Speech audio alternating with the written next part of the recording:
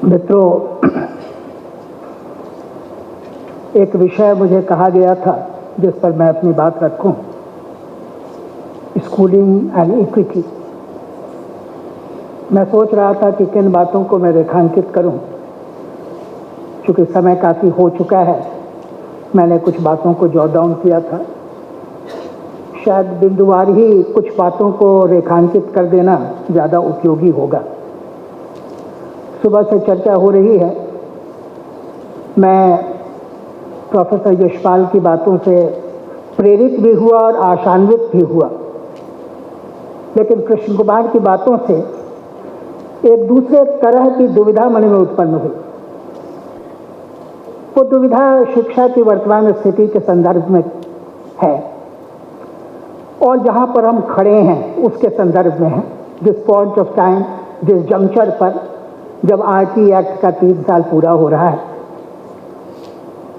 मुझे जो कहा भी गया है, विषय भी जो दिया गया है, वो सामाजिक संदर्भ की ओर इशारा करता है। क्योंकि इक्विटी मूलतः प्रधानतः सामाजिक संदर्भ से जुड़ने वाली बात होती है, लेकिन एक सरकारी पूरी की पूरी व्यवस्था, शिक्षण व्यवस्था के संदर्भ में हम उस सामाजिक संदर्भ को देखना चाहेंगे। ऐसा लगता है कि हम गहरे संकट में हैं जहाँ तक शिक्षा का सवाल है।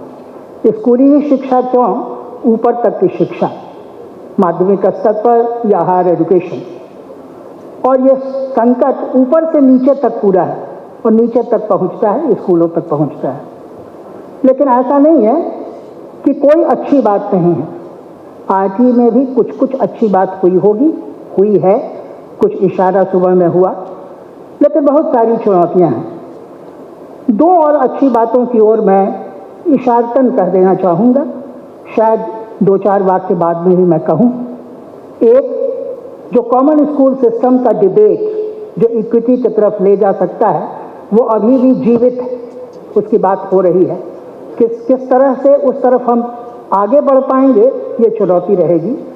और दूसरा कि करिकुलर डिबेट, पाठ्यचर्या पर एक डिबेट पिछले 10 साल में, कम से कम 2005 में बड़ी शिद्दत से देश भर में चला।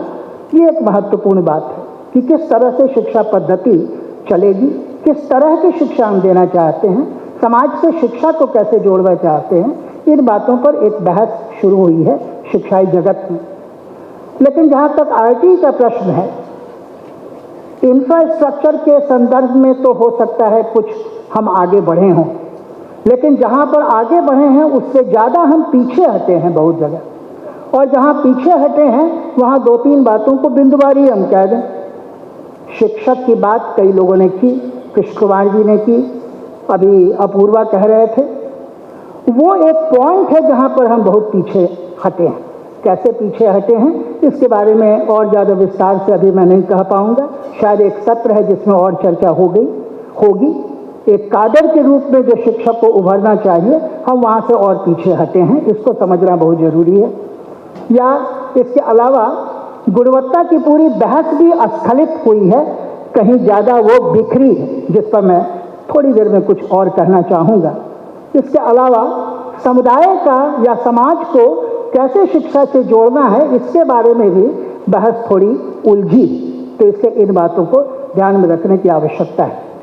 मित्रों, जब हम शिक्षा को समाज से जोड़ने की बात करते हैं और उससे अपेक्षाएं कुछ बुनते हैं या अपेक्षाओं को हम परिभाषित करते हैं, तब अगर एक तरफ शिक्षा किसी बच्चे के विकास का माध्यम है, तब दूसरी तरफ समाज के लिए उस बच्चे को तैयार करने का माध्यम है या नया समाज गढ़ने का माध्यम है।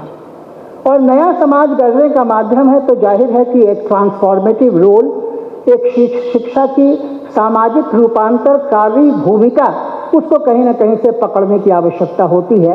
और उसको अगर हम लेके चलें तो बुरी तरह से हम पीछे जा रहे हैं, इसको समझना होगा। ये सबसे बड़ा क्राइसिस है, ये सबसे बड़ा संकट, चाहे मूल्य बोध की दृष्टि से देखें या सृजनशीलता के अभाव की दृष्टि से देखें या कार्य क्षमता के विस्तार की दृष्टि से देखें। हर तरह से बच्चे का विकास वो भी अवरुद्ध हो रहा है उसका मापन बहुत सतही तौर पर हो रहा है आम तौर पर, लेकिन उस सतही मापन में भी ये बात स्पष्ट उभर जाती है। और दूसरी तरफ अगर समाज के नज़रिए से देखें तो और ज़्यादा संकट है, जिस संकट को पकड़ने की आवश्यकता है। मित्रों,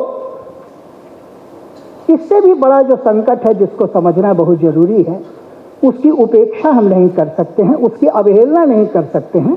उसको समझे बगैर आगे बढ़ना मुमकिन नहीं है कि हम क्या करें। अगर नागरिक समाज इसके बारे में कुछ रिस्पॉन्ड करना चाहता है, पोजीशन लेना चाहता है, तो वो क्या करे? वो है राज्य की अनिच्छा।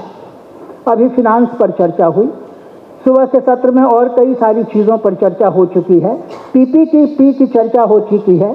सरकार किस तरह से पीछे हट रही है, जो उसकी जवाबदेही है, ये बातें बिल्कुल स्पष्ट। अगर ये बातें स्पष्ट है तो जाहिर है कहीं एक बहुत बड़ा संकट है, जिस संकट से कैसे नागरिक समाज निपटेगा इसके बारे में उसको सोचना होगा। अगर नहीं निपटेगा तो बड़ा मुश्किल।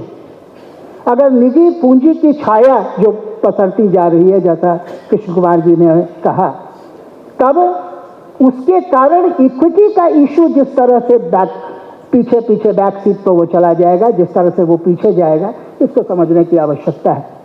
तो इक्विटी का इशू भी धीरे धीरे और ज़्यादा, आप कह सकते हैं, बदतर होता चला जा रहा है। और एक एलिनेशन जो स्कूल के माध्यम से होता है, शिक्षा के माध्यम से होता है, वो एलिनेशन कॉलोनियल टाइम्स में ही बढ़ा था, लेकिन आधुनिक अभी के समय में और ज़्यादा वो लगातार बढ़ता चला जाता है। मित्रों, मैं दो चार बातों को और रेखांकित करना चाहूँगा। मैं समझता हूँ कि इस बात को दोहराने की आवश्यकता नहीं है कि जो शिक्षा प्रणाली पूरी की पूरी उभर चुकी इस देश में, जिसको कहीं से सैंक्टिफाई कर देता है आरटी एक्ट, वो बहुपरती, बहुत तरह के मल्टीपल लेयर्स उसके होते हैं। इससे समाज में अगर समता की तरफ बढ़ना है, समता मूलक समाज की तरफ बढ़ना है, तो इस व्यवस्था में उसकी कोई गुंजाइश नहीं बनती है, क्योंकि इस व्यवस्था में जाहिर है उसी को परपिचुएट ये करेगा, उसी की पुनरावृत्ति ये करता चला जाएगा। इससे वहाँ इसकी गुंजाइश नहीं बनती है। अगर पॉलिटी के एंगल से देखें तब भी उसकी गुंजाइश नहीं बनती है। इससे जो कॉन्स्टिट्यूशन का प्रॉमिसेस है, चाहे वो प्रॉमिस फ्रीडम का हो या लिबर्टी का हो या इक्वालिटी का हो, वहाँ पर हम फेल कर रहे हैं, हम विफल रह रहे हैं। या राज्य की ऐसी मंशा कहीं नहीं दिखती है व्यवस्था के निर्माण में कि वो राज्य इस ओर हमें आगे ले जा सकेगा। इससे इस बात को समझना जरूरी है कि राज्य की कैसी भूमिका बनती जा रही है, हाल के वर्षों में किस तरह की भूमिका राज्य की हुई है। मित्रों, इसमें बिल्कुल इस बात को पहले भी कहा जा चुका है, मैं उसको सिर्फ दोहरा देना चाहूँगा क्योंकि वो बेहद महत्वपूर्ण बात है। Medium of instruction, medium of instruction में मातृभाषा का प्रयोग वो एक कॉन्स्टिट्यूशनल कमिटमेंट भी था, और कॉन्स्टिट्यूशनल कमिटमेंट के अलावा